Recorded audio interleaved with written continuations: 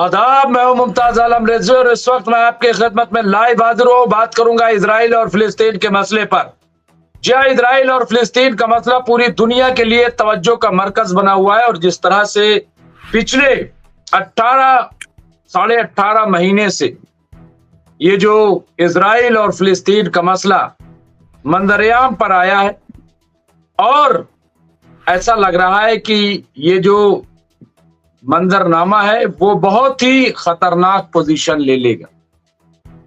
इसकी वजह क्या है, इस पर हम आज बात करेंगे और सबसे जो ताजा अपडेट जो आपकी खिदमत पेश करना है वो ये कि इजराइल ने एक बार फिर, यानी नेतन्याहू ने, जो इजराइल के वजीर आजम है, उन्होंने एक बार फिर ये दावा किया है, ऐलान किया है और हुक्म जारी किया एक तरह से कि गजा के लोग जितनी जल्दी हो सके गजा को छोड़ दें। फिलिस्तीनियों के लिए गजा में कोई जगह नहीं है और उस पर अब इजराइल का कब्जा होगा। ये कहना है इजराइल का। ये क्यों दावा सामने आ रहा है, क्यों ऐसी बातें की जा रही हैं, जबकि इजराइल को इस बात का अंदाजा है कि जमीनी सतह पर खुद आईडीएफ गजा में दाखिल होने के लिए तैयार रही, लेकिन खबर यह चलाई जा रही है कि फिर मरकावा टैंक जो है वो गजा पट्टी में आगे बढ़ रहे हैं। इसमें कितनी सच्चाई है उस पर डिस्कशन करेंगे, बात करेंगे। नंबर 1। नंबर 2, यही खबर आ रही है और इजराइल से कि इसी दौरान नेतन्याहू गिरफ्तार भी हो सकते हैं, उन्हें अरेस्ट किया जा सकता है।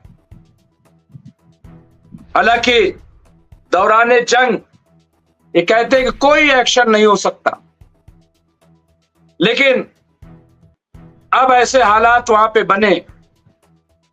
इजराइल की पुलिस ने साफ साफ मना कर दिया है कि हम अब वजीर आजम नेतन्याहू को प्रोटेक्शन नहीं दे सकते।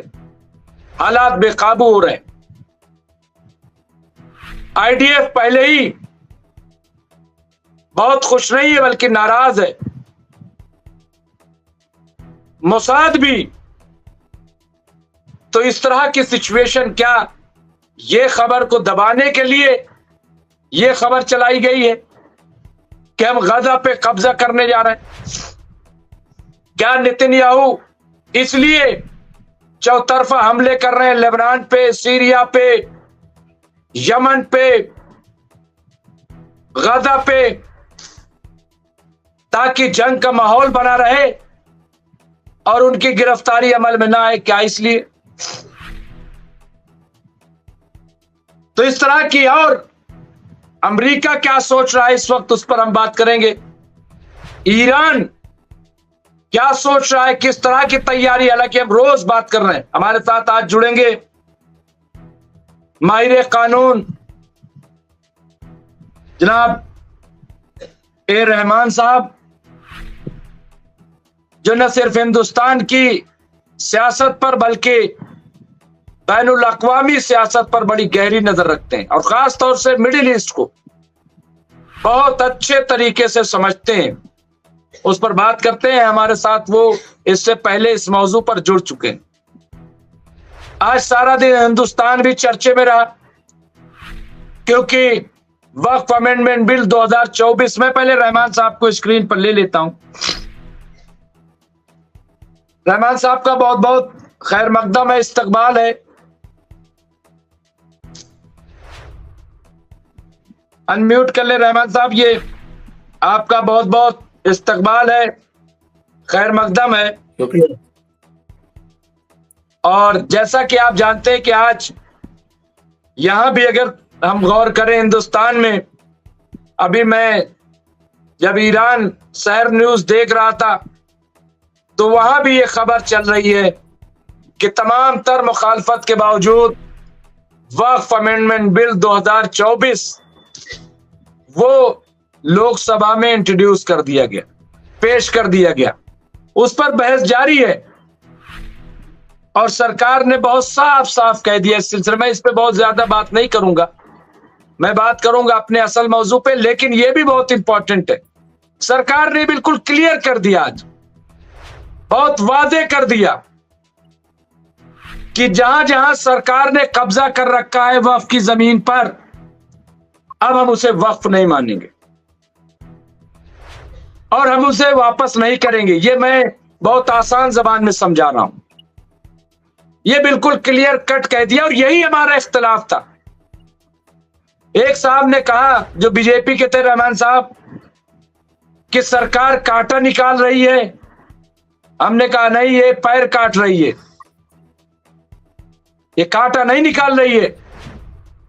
और मैंने कहा कि ये हिंदुस्तान की तारीख में सबसे बड़ी लूट होने जा रही है, इसको लोग नहीं समझ रहे तमाम। और ये सिर्फ औकाफ तक रहेगा ऐसा नहीं है। जब काशी कॉरिडोर बनाने की बात आई तो 300 मंदिर तोड़े गए काशी कॉरिडोर के लिए। किसके हाथ में है काशी कॉरिडोर? जाकर के पता कीजिए, यही अयोध्या में किया गया और अभी बाकी मकामात पर भी नंबर आएगा। किसानों ने इनको पटखनी खिला दी, वरना किसानों की जमीन ले लेते और आज पूरे हिंदुस्तान में हाहाकार मचा होता। लेकिन 17 मीटिंगें और 700 किसानों की मौत के बाद मोदी सरकार को यह बात समझ में आई कि यह कानून सही नहीं है। मैं 3 कृषि कानून की बात कर रहा हूं और आखिर में माफी मांगते हुए रहमान साहब वापस लिया था। आज मैंने कहा ठीक है, सरकार पास करा ले, लेकिन इसकी मुखालफत जारी रहेगी, इसके खिलाफ आंदोलन जारी रहेगा, तहरीक चलेगी, क्योंकि छिप नहीं सकते पसमानदा मुसलमानों के पीछे। इनकी नीयत बहुत साफ है। एक तरफ कह रहे हैं कि हम मुसलमानों की मदद करना चाहते, दूसरी तरफ कह रहे हैं कि ये तो घड़ियाल है, हम वक्फ पे ताला लगा रहे हैं, हमने वक्फ को बगैर दांत का बना दिया। अजीब सी बात है। बहरहाल रहमान साहब, बहुत बहुत इस्तकबाल है, क्योंकि ये भी बहुत इंपॉर्टेंट मसला था और मैं चाहूंगा कि 2-4 मिनट ही सही आप जरूर इस पर बोलें, क्योंकि बहुत इंपॉर्टेंट है। तो मैं सबसे पहले रहमान साहब से चाहूंगा, रहमान साहब। देखिए, जहाँ तक ये वक्फ बिल का सवाल है और वक्फ का सवाल है, तो ये जो कुछ हो रहा है, एक बात जहन में ये रखिए कि ये कोई बहुत हैरत अंगेज बात नहीं है, कोई नई बात नहीं है, कोई ऐसा नहीं है कि ये अचानक हुआ हो। अगर आप आरएसएस का एजेंडा पढ़ें और 1925 में जिस तरह के प्रोग्राम का ऐलान किया गया था 100 साल पहले, और उसके बाद गुरु गोलवालकर की किताब पढ़ें बंच ऑफ थॉट्स, जिसमें उन्होंने एक फॉर्मूला दिया था, हिंदुत्व का फॉर्मूला और इस मुल्क को हिंदू राष्ट्र बनाने का फॉर्मूला, जिसमें गोलवालकर ने यह कहा था कि हिंदुत्व की राह में, हिंदू राष्ट्र बनने की राह में सिर्फ 3 रोड़े हैं, एक कम्युनिस्ट, एक क्रिश्चियंस और एक मुसलमान।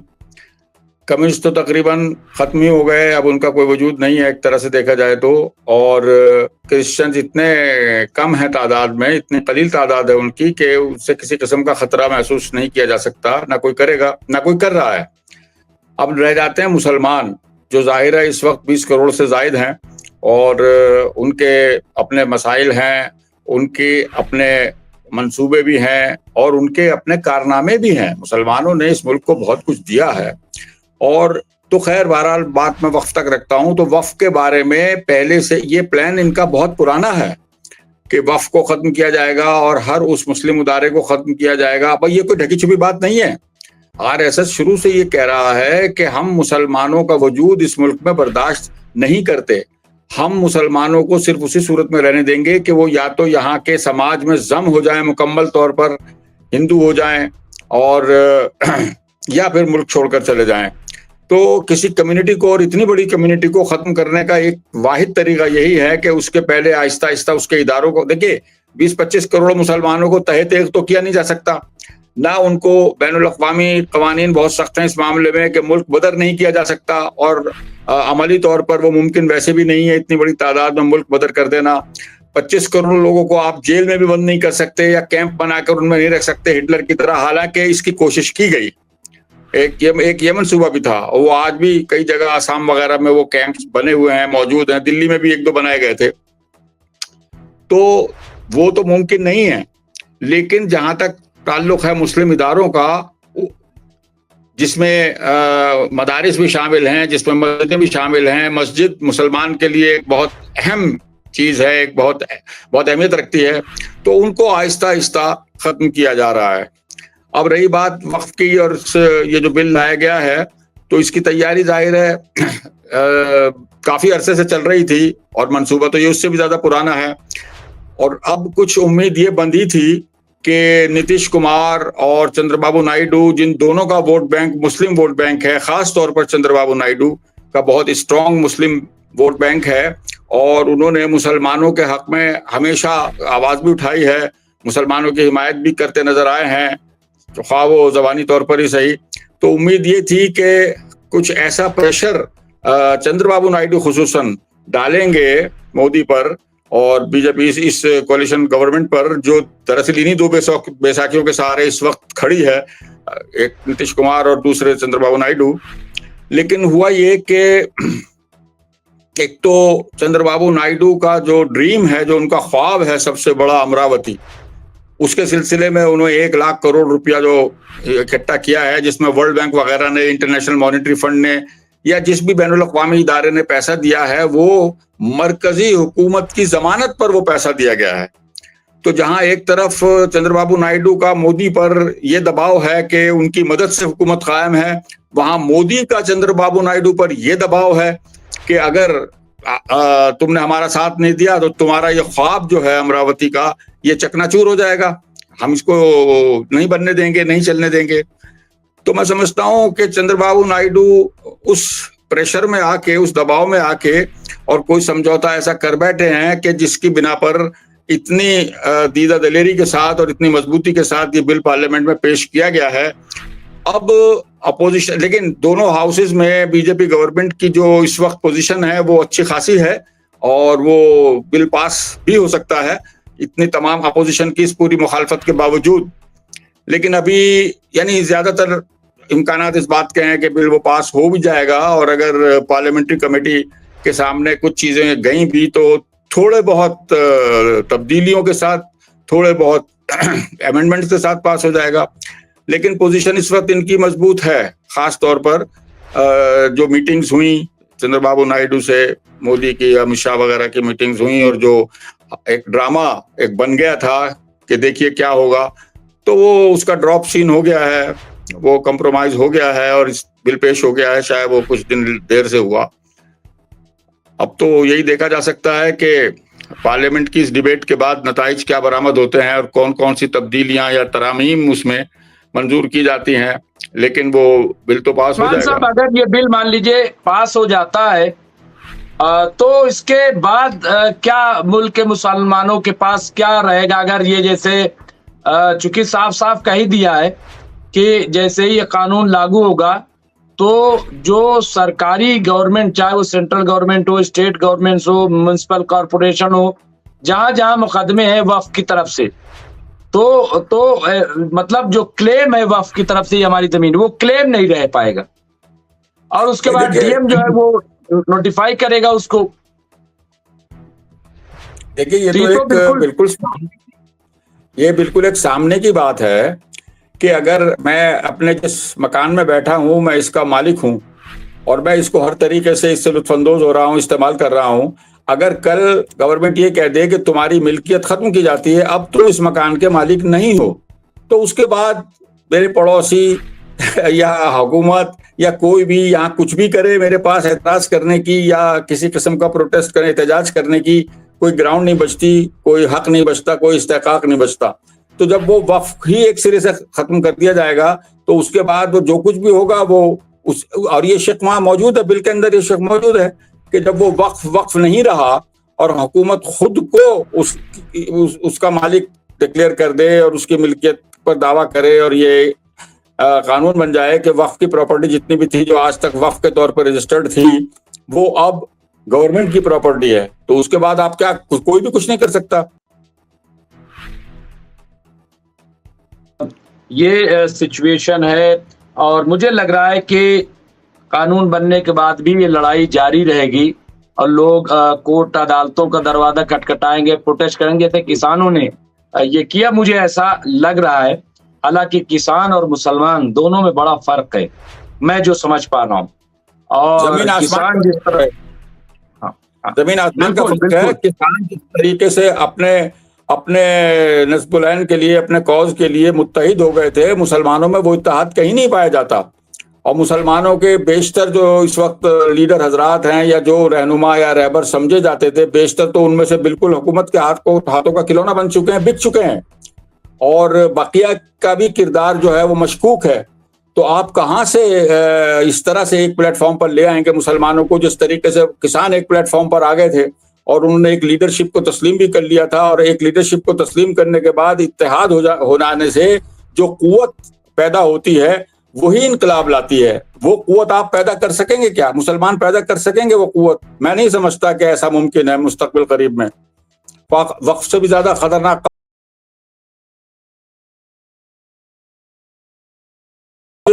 नविश्ते दीवार था। कम से कम जो लोग मुसलमानों की रहनुमाई रहबरी का दावा करते हैं उनके तो इल्म में था ये सब कुछ होने वाला है। मैं आपको एक हवाला देता हूँ।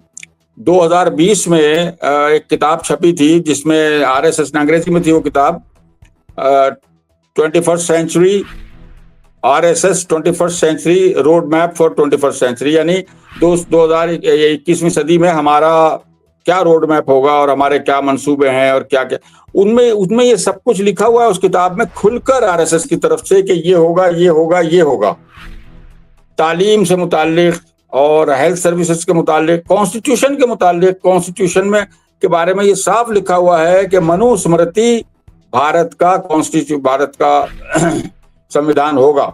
बिल्कुल साफ है, आप कोई भी पढ़ सकता है उसको। अब हुकूमत कुछ भी कहती रहे। जी आपने कुछ कहा? आपकी आवाज नहीं आ रही मुमताज साहब, आवाज नहीं आ रही आपकी। मैं ये कह रहा था रहमान साहब कि जिस तरह का नारा दिया था 2024 के लोकसभा इलेक्शन में 400 पार, और जो मंसूबे बयान किए थे, ये तो मैंने आज कई चैनलों पे मुल्क के अवाम का शुक्रिया अदा किया कि उसने तानाशाह नहीं चुना, सरकार चुनी और बैसाखी वाली सरकार चुनी। वरना न तो जेपीसी में ये जाता और न कहीं किसी की बात सुनी जाती। और मुझे लग रहा है कि आईन में तब्दीली वाली जो बात थी वो हो जाती। कोई किसी की बात नहीं सुनता, मुझे ऐसा। बिल्कुल बिल्कुल, इसमें कोई शुबा नहीं है कि अगर इनको उसी तरह की ब्रूट मेजॉरिटी मिल जाती तो सब कुछ हो चुका होता अब तक, या होने का अमल चल रहा होता, जो कुछ भी ये चाहते हैं और करते हैं।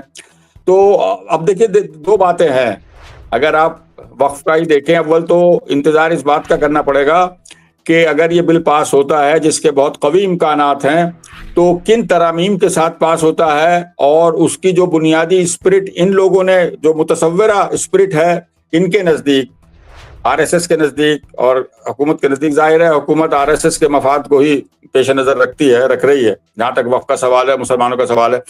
तो उसके बाद जो जंग होगी वो सिर्फ सियासी सतह पर लड़ी जा सकती है, क्योंकि मैं नहीं समझता कि अदलिया में इतनी कुव्वत रह गई है कि वो मेजर पॉलिसी डिसीजंस को चैलेंज करके और उनको गैर आईनी करार देके और कलअदम कर सके।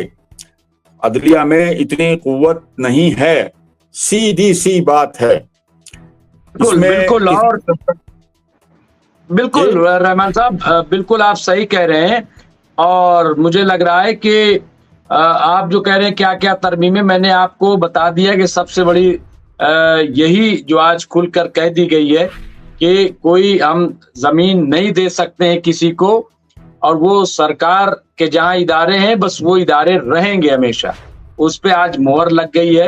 यानी 100-200 रुपया जो किराया दिया जा रहा था गवर्नमेंट की तरफ से जहां जहां, अब वो किराया 100-200 रुपया भी नहीं दिया जाएगा, बल्कि अब वो उस पे मालिकाना हक जो है उस सरकार का हो जाएगा। ये बिल्कुल क्लियर कट आज हो गया है। बाकी चीजें बहुत छोटी छोटी हैं, और ये कहना साहब मस्जिद नहीं गिराई जाएगी, इमाम बाड़े बचे रहेंगे और ये वो, तो भाई यही तो बचा है। बाकी तो हमारे हाथ में था ही नहीं। जो लोग कह रहे हैं, जाके मैं बार बार यही बात कह रहा हूँ, कह रहे भाई बाकी चीजें तो हाथ में थी ही नहीं, हमारे है ही नहीं। वो तो कब्जा किए हुए 60% से ज्यादा लोगों ने कब्जा कर रखा है। मैंने तो न जाने कितनी रिपोर्टें लिखी इस पे।